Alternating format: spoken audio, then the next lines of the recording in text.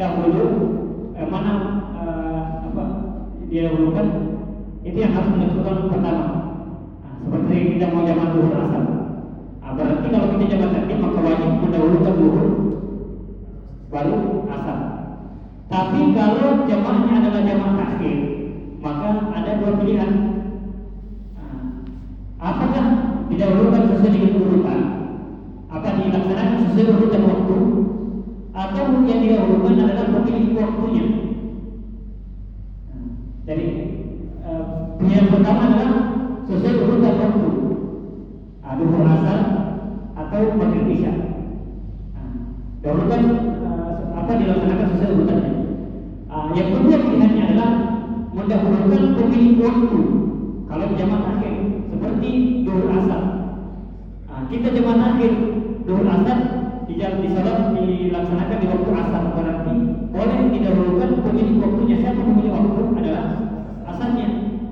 Nanti setelah selesai asarnya baru kita laksanakan salat zuhur. Kita berjamaah dengan tempatan melaksanakan salat asar.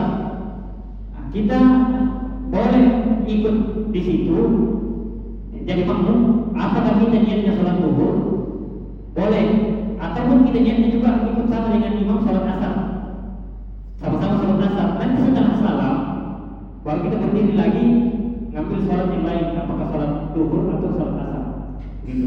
Atau seperti tadi maghrib isya, kalau jamaah terakhir maka dua pilihan, mendahulukan di salat sesuai urutan atau mendahulukan pemilik waktu. Jadi kalau maghrib isya dan kita berjamaah dengan orang yang sebentar salat isya, maka kita salatnya dulu adalah salat isya bersama dengan jamaah. Nanti setelah selesai salat isya baru kita berdiri sendiri untuk melaksanakan salat maghrib. Tapi kalau kita salatnya sendirian, misalnya jamaah akhir tapi kita salatnya sendiri, maka boleh kita yang mau pilih yang mana, mau sesuai urutan atau kita dahulukan pemilik waktu.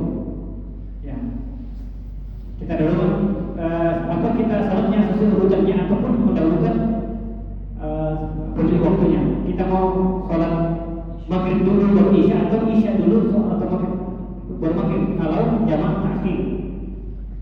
Jamaah takhir. Tapi kalau takdim tidak boleh didahulukan yang terakhir. Jadi yang pertama.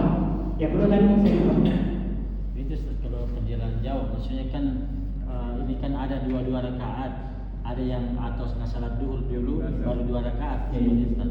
Ya, jadi antara jamak dengan qasar itu bukan satu kesatuan. Ya, jamak beda, qasar beda. Kalau qasar itu adalah artinya qasar itu artinya meringkas, jamaknya mengumpulkan. Kalau jamak itu tidak dikhususkan pada orang dalam perjalanan, tidak dikhususkan, tetapi mengqasar meringkas sholat itu khusus untuk musafir, khusus untuk melakukan orang dalam perjalanan. Dan ketika kita berada dalam keadaan musafir, maka kita boleh memilih menjamak saja tanpa qasar atau kita menjamak sambil mengqasar. Ya, boleh kita mungkin kalau memang kita tidak ikut dengan jamaah, kita sholat mungkin satu rombongan, bukan sholat bersama tempatan, maka kita boleh ngambil 2 rakaat kalau zuhur asar. Sholat dulu 2 rakaat, kemudian setelah selesai salat baru iqamah lagi asar lagi 2 rakaat. Tapi kalau kita ikut dengan jamaah tempatan, maka ikut sempurna sholat zuhurnya ngambil 4.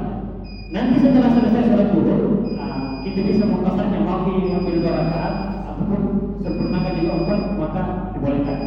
Berarti hanya kalau kita ngambil 4, berarti hanya sekedar menjamak tanpa mengqasar. Ya. Kita juga boleh ambil 2 rakaat itu asarnya ataupun nanti sempurna juga 4 rakaat boleh. Ya, karena ini yang paling terakhir ini